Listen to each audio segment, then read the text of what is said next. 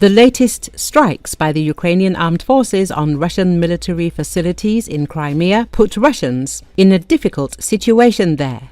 Recall the Russian Defense Ministry announced a mass attack by Ukrainian drones on May the 19th, and social networks reported hits in the Dzhankoy and the Krasnogvardeysk districts, and also reported an arrival at a military airfield in the Dzhankoy area. The day before, on May the 16th and 17th, attacks by Ukrainian drones were also recorded in the Dzhankoy and Perevalnoye area, where the 126th Separate Coastal Defense Brigade of the Russian Black Sea Fleet is stationed. A source for Radio Liberty in the SBU confirmed the attack by SBU drones on ammunition depots.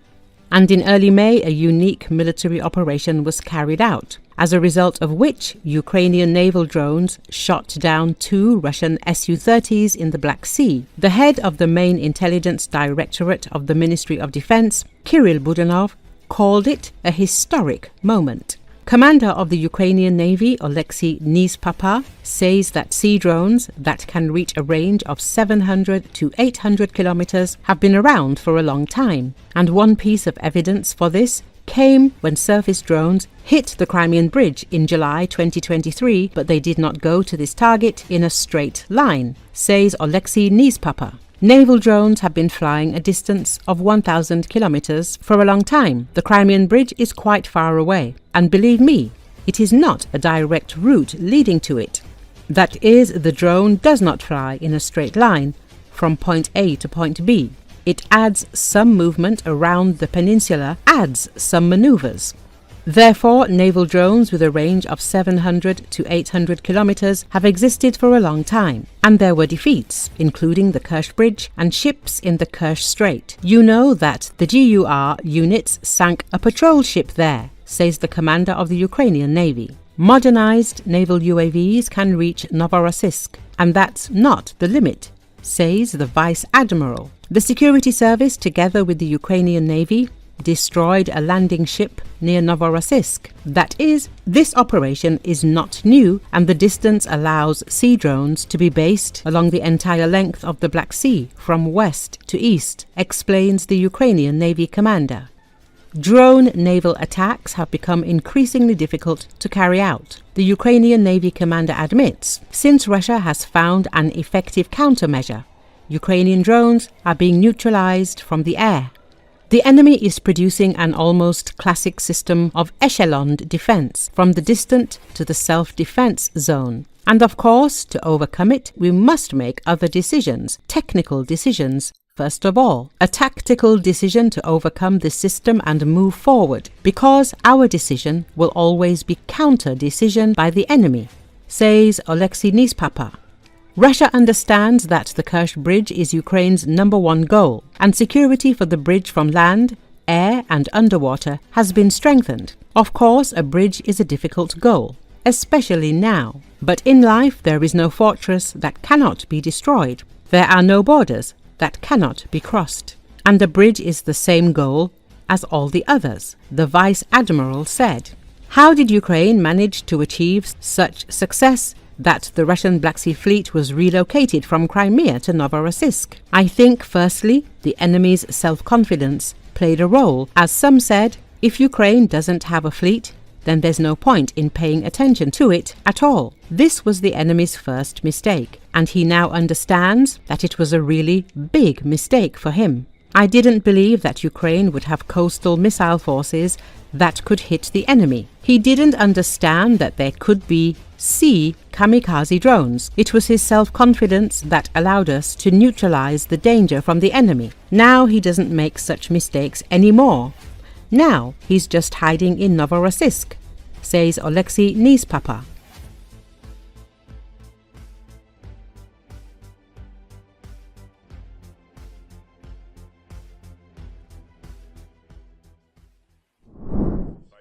Vice President J.D. Vance told military academy graduates Friday that President Donald Trump is working to ensure that U.S. armed forces are only sent into harm's way with clear goals rather than the undefined missions and open-ended conflicts of the past. According to Associated Press, Vance, in a commencement address at the U.S. Naval Academy, said Trump's approach doesn't mean that we ignore threats but means that we approach them with discipline, and if we send you to war, we do it with a very specific set of goals in mind.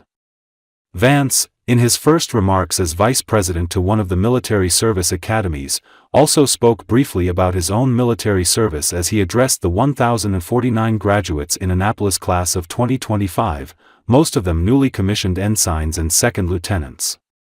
Vance served in the Marines, and when he was named Trump's running mate last year, he became the first veteran to serve on a major party presidential ticket since John McCain in 2008. Former President George W. Bush, who left office in 2009, was the last sitting president who had served in the military. The president and vice president traditionally speak at one of the military service academies every year. Trump is scheduled to speak at West Point's commencement Saturday. Vice President of the United States of America, accompanied by Samuel Davis, United States Navy, Superintendent, United States Navy.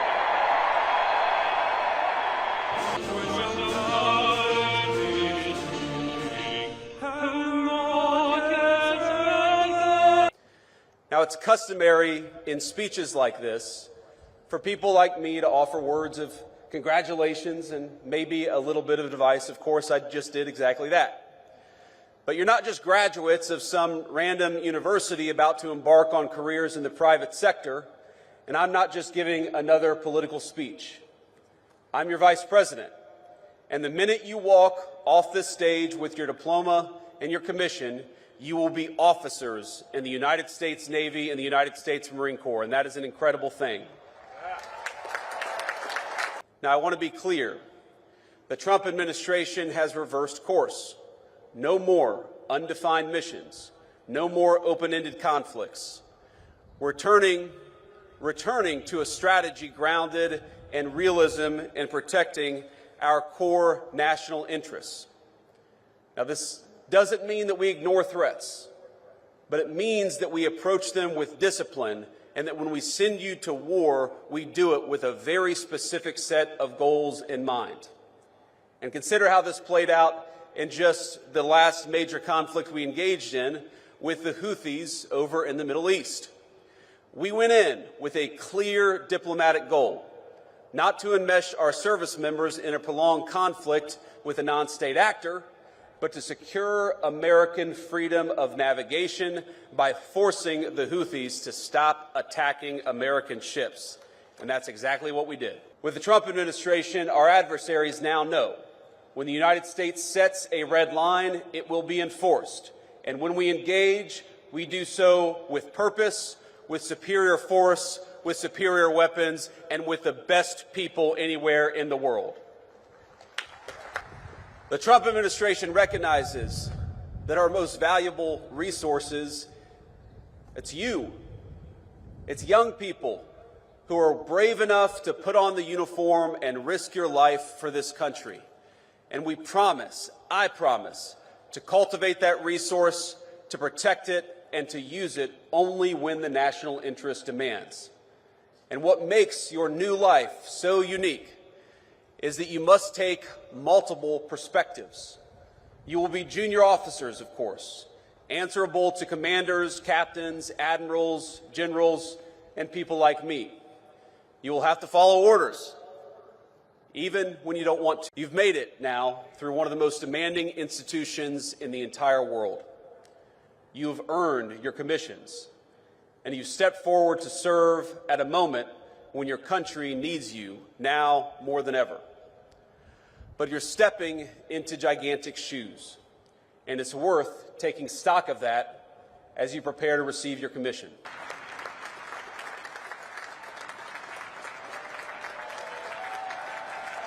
The Vice President will now present diplomas to those individuals graduating with distinction. Owen M. O'Malley stands first in the class. Andrzej J. Korletsky, Tenley W. Radak, Sean D. O'Boyle, W. Burgess, Charles E. Rulington, Jessica A. Cervantes, E. Cortez, James E. On behalf of the class of 2025, I would like to present you with this gift.